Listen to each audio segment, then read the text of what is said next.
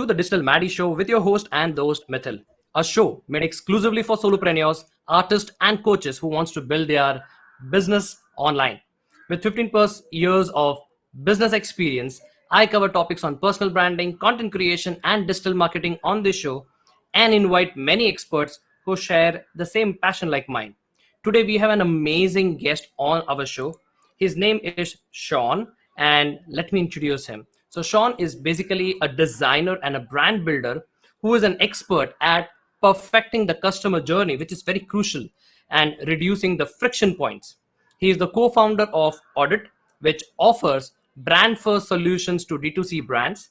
He and his team have worked with over more than 1,000 D2Cs or e-commerce brands, including Hugh Kitchen, Cockle, PNG, Pella Case, and much more, and help them boost their conversion and strengthening the brand loyalty through their website.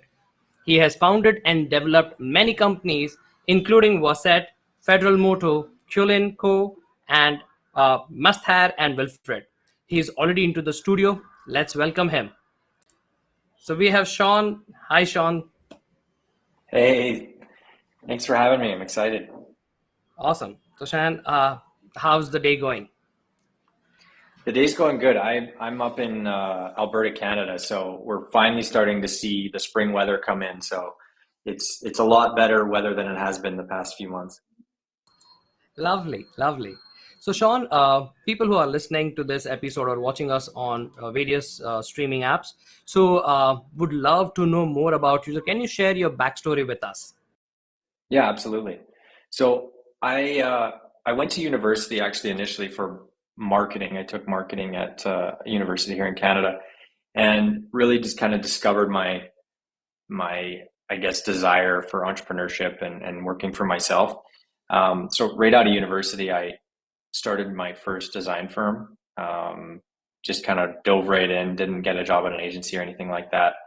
Um, Over the first 8 years of that, so from 2010 onward, grew that to about 50, 60 designers. And we had offices in Calgary, Alberta, Toronto, Paris, New York, and Miami.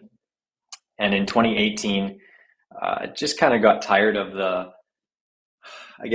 ongoing agency work and just dealing with larger clients in an agency setting. I think that the nature of the marketing agency, digital agency, agencies in general is you're really trying to every month increase the retainer, increase the billings, and the focus really over time becomes less about making better customer journeys or doing better work for the client and much more about making more money off the client. I always joke that 50% of your agency fees you're paying are for what you need and 50% of them are for what the agency needs. And so it really just became a game of billables, and I just kind of got tired of it. So I exited that in 2018 and started private consulting in the same space for a lot of big brands.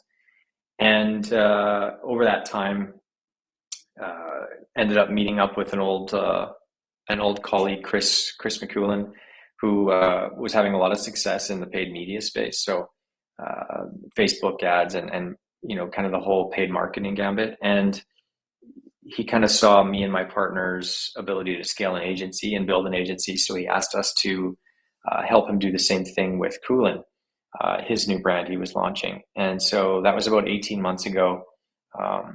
We helped scale that to what is roughly now 25, 26 people from one in the last 18 months. And, a huge journey of one, 5 customers on retainer to what is now 25, 30, and had a lot of fun doing it. I think where Oddit came about and kind of accidentally became a business was a few months into running and helping scale that agency. We saw that a ton of customers within Kulin were just spending a lot of money on paid media each month. So let's say anywhere from 50K to 250K a month on paid marketing. And they were spending almost nothing on their customer journey once they're on site, which was just really odd to me as a product designer and my background in user experiences, the ad is step 1 of 10, and the other 9 steps are on site when you're trying to convert someone to purchase your product. So we kind of went into these Kulin clients and said, hey, let's just do a little UX exercise with them, see what we can help on the conversion side. And so we really had no background in conversion rate optimization at all. And so we started just doing these UX teardowns, and it helped all the customers on the Kulin side. Their conversion was increasing. So we kind of fell backwards into being conversion specialists per se. But it is very different than traditional CRO and conversion rate optimization, right? The more traditional route, and one that we advocate for greatly, is to be making hypothesis, based on best practices or what's working, what's not, testing them, and thoroughly seeing what's going to work and what's not, and then implementing that. I think why we call Oddit brand first CRO is we really are trying to approach brands and help them dial in their customer journey at a more foundational level. So their brand aesthetic, their copywriting, just the general user journey, trying to remove friction points. We want to get them to a foundational level where all those things are kind of at least at a great start point, and then pass them off to a more traditional CRO firm that can help them implement and test ongoing things that are going to continue increasing their conversion rate. So we actually work hand in hand with a really great splittesting.com, which is an A/B testing firm that then is kind of the stage 2 after an audit report. So in the Kulin front, what happened is we just saw it working, and we said, hey, there might be something here. Because of my previous days in the agency, their goal was really to do it as a productized service. So selfishly, we wanted to remove a lot of customer interaction, mostly because we were jaded by past years of running an agency and having too much client interaction. So Oddit is intentionally a low fidelity experience in terms of, when I say fidelity, I mean just there's not very many touch points. It's really intended to be like, input your URLs, hit buy, we send you back a really robust report of tearing down your website. And in most cases, there's maybe one 15-minute call with the customer, and that's it. So it's really, really simplified, and that's really how we keep our price where it is. Most of your agency fees you're paying for design firms or whatever, you're paying for Zoom calls, you're paying for Slack channels, you're paying for all the shit that you're communicating, feedback loops, all this stuff. So I think we keep our price where it is for the tremendous value that we offer, just because we've removed a lot of that and a lot of the clutter. So yeah, fast forward, we're in month 15 now.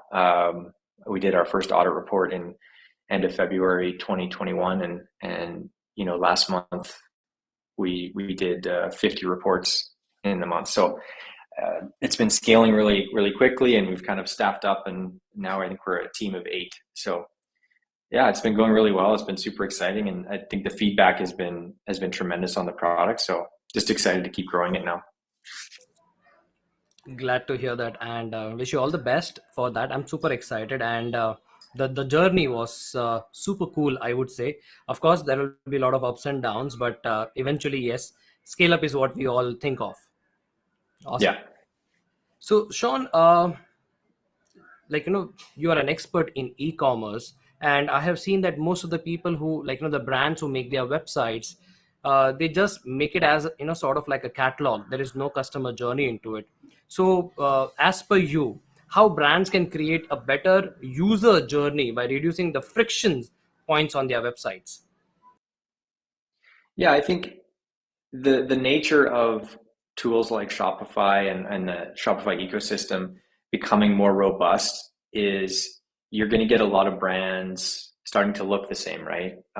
It's become easier and easier to implement certain aspects of your site and make them custom. And so naturally, over time, digital products in certain spaces start to look the same.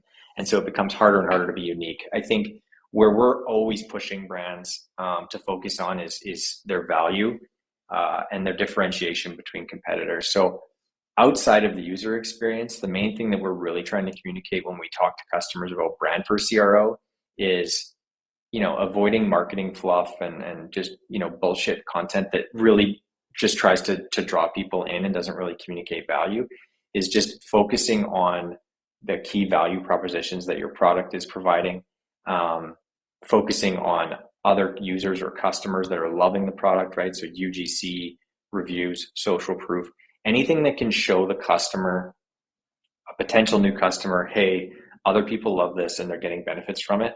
Anytime you can focus on those benefits of your product and how they've affected real people, I think that's a huge focus for a lot of D2C brands, because there's really no space in D2C or in e-com right now that doesn't have a lot of competition, right? There's very few one-off ideas that are kind of on their own and stand out. There's 100 snack brands popping up every day. There's 100 soda waters popping up every day with one new ingredient. Like, it's just endless. And so the goal really needs to be focusing on what differentiates you from the competitors. And to be honest, if nothing differentiates you, then you're kind of screwed, because the ecosystem is so cluttered that, there's this certain people that are just such great marketers, they'll always find a way to sell anything. But there's just a lot of clutter out there right now. And I think finding the things that make you unique and marketing those is the only way to do that. And as I mentioned, if there isn't anything unique, you have an uphill battle. Absolutely, I totally agree with you.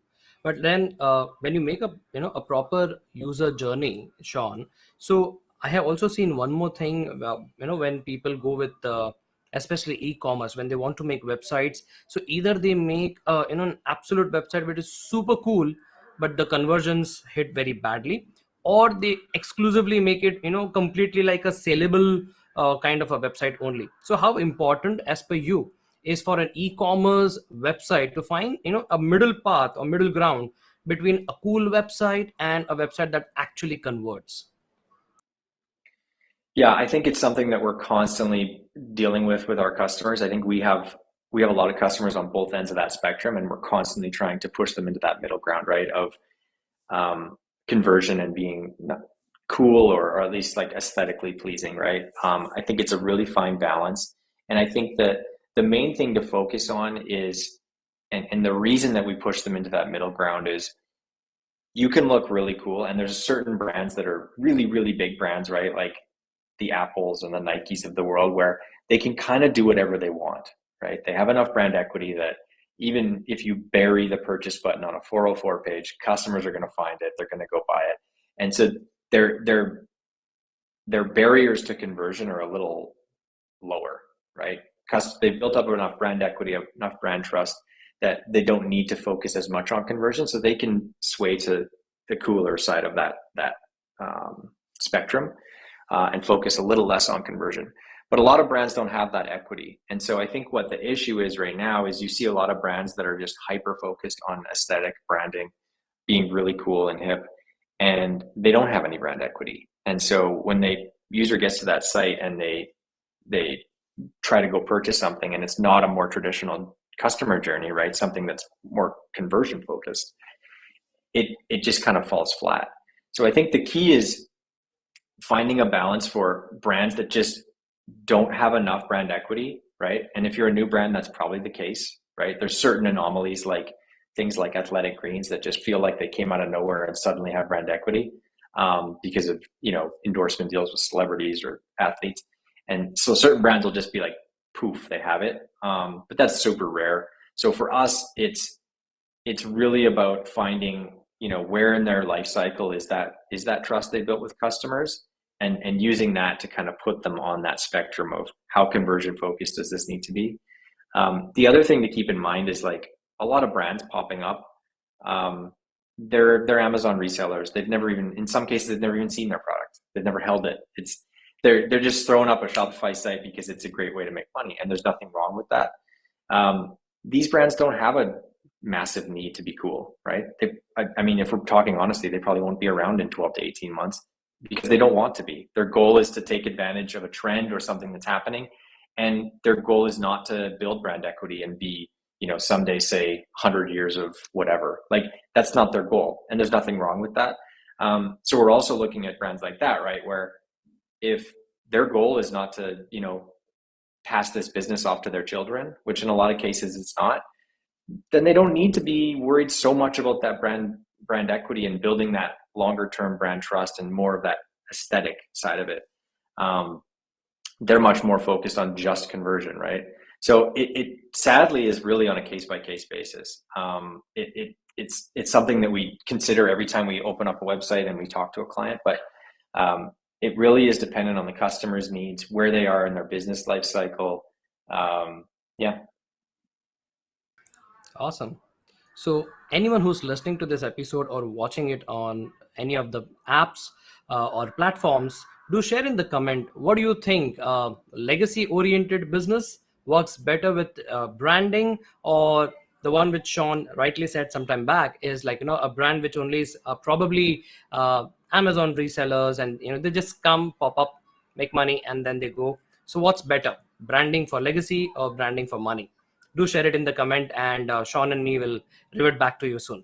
So, Shaun, since we are talking about e-commerce, and e-commerce is a huge subject, and we'll always go on and on and on. And I know many people are hooked up to know more better about it, but definitely we can have multiple interviews of this, and take the subject very closer. So with this, we come to the end of the phase one of the interview, and in the phase two, it's where we have something called as a rapid fire round, where I'm going to ask you 5 questions. But these questions is where you won't get time to think. Whatever the first thing comes in your mind, you have to share that. So, are you ready and excited? Both. Yeah. Ready and excited. Awesome, awesome. All right. So, let's make it a little intense. So, Shaun, what is the one thing that I would like to add in your bucket list in 2022? Bucket list in 2022. I think most of my bucket list items involve my family. So I think probably one of them in 2022 would be getting my kids into the ocean and learning to surf. Wow, super cool, super cool. So, all right. So then I'll take, since you have kids. So, what's your favorite cartoon character and why? Oh man, as a brand person, I I As have to as a say brand Mickey. as well as a father. I think as both, it has to be Mickey Mouse, and the reason is I really when we think about brand first, or being cool versus convert, I think the Mickey just has so much of both. Like there's so much equity built up in that name, and for somehow, as long as that's been around, it's still cool. Even my kids are excited about it, same as I was, same as for me. It's so rare to find, whether it's a character, cartoon, or real life, like things like that stand the test of time. So for me, there's just so much. I just have so much respect for a character like that. Like obviously, someone that built that character, but for me, there's that's the goat. Absolutely. It's like immortality and legacy, both Yeah, poured into that character. yeah. Awesome. Shaun, third question is, who do you admire the most? Who do I admire the most? That's a great question. Oh man, I think that this is going to sound like maybe an odd answer, but I'd probably have to say my wife. And the reason I say that is, if you knew me better, and you talk to my friends or my business partners, I'm a very difficult person to deal with.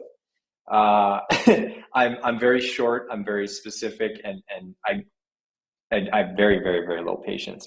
So I think that uh, the reason I say my wife is I think that she deals with that extremely well, and then I'm always just blown away by how patient she is with my overall perspective and how I deal with things. Absolutely, Shaun. That's why the quote goes, behind every successful man is a successful woman. Exactly. Lovely. So, Shaun, we go to the fourth question is, who is your favorite superhero and why? I've never been a big superhero guy, but I think just from a functional standpoint, I feel like it would have to be Aquaman, uh, because I I love being in water, but I'm terrified of drowning. So I feel like I feel like there's a really good balance there where if I could just breathe underwater, everything would be fine. Awesome, awesome. And okay, let's take you to LA. So, if a movie was made on your life, what genre would it be, and who would play your role?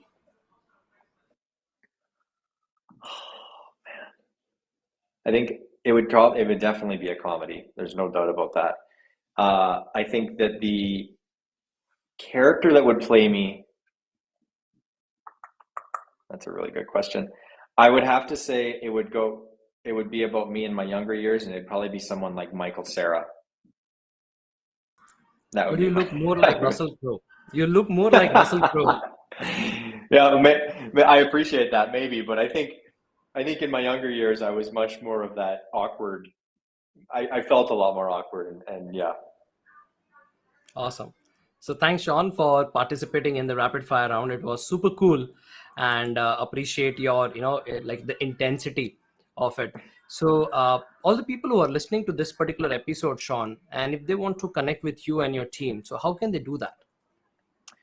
Yeah, so I'm actually excited. We're launching our new website, yeah, Friday. So you can head to our website, oddit.co, oddit.co, and get more information on our products there. We also have a private Slack community that we launched a few months ago, where it's chock full of really great entrepreneurs, founders, CRO experts, marketers. And so we're seeing just a ton of value come out of that, and a lot of learning and education. Right now, we have the first month access to that for free. So definitely go into the site and sign up for that. And then on Twitter, if you want to connect with me personally, it's at Brantify, Brandtify, and it's Oddit is the Oddit Twitter, ITSODDIT. And then if you do want to connect with me on in a more I guess specific level, I'm also on MentorPass if that interests your listeners at all. So you can book mentorship sessions with me as well on there. Awesome, awesome. So, guys, all the links are available below. Do check out in the descriptions and connect with him and his team. Super cool to have him here. So, Sean, I do not want to, come to this interview to be, end, but yeah, we are running with time. So, but definitely would love to have you again on the show, and we'll talk something more at another advanced level of e-commerce. But before we end this particular episode, what is the one message you would like to give to our audiences? I think the one message I would give is that, and I was actually discussing this with my partners this morning, is 95% of entrepreneurship is just overcoming hurdles, and the other 5% is enjoying it or celebrating it. So I would say just keep going, keep pushing. There's always light at the end of the tunnel. I think you just gotta push through it. It's never going to be easy. Absolutely, absolutely. So, thank you once again, Sean, for taking out your valuable time and giving loads and loads of values. And I'm sure many people will be here also appreciating the same from your, to connect with you and get more the things from you. Super, super, super Awesome, excited. awesome, man. Thank you Thank you, so much Sean. for having me. I appreciate it. Awesome. So you have just listened to the Digital Maddy Show with your host and host Miithyl. Thank you so much for listening to our show and giving so much love. Don't forget to subscribe to our show on the podcast platform that you are listening. And if you are watching on YouTube, don't forget to hit the subscribe button so that you can connect with another guest very soon. So this is Miithyl signing off with Sean at the moment. Until next time, meet you soon with another guest and their exciting stories. But until then, keep rocking, stay safe, and don't forget to keep creating content. Ciao. Done, Sean.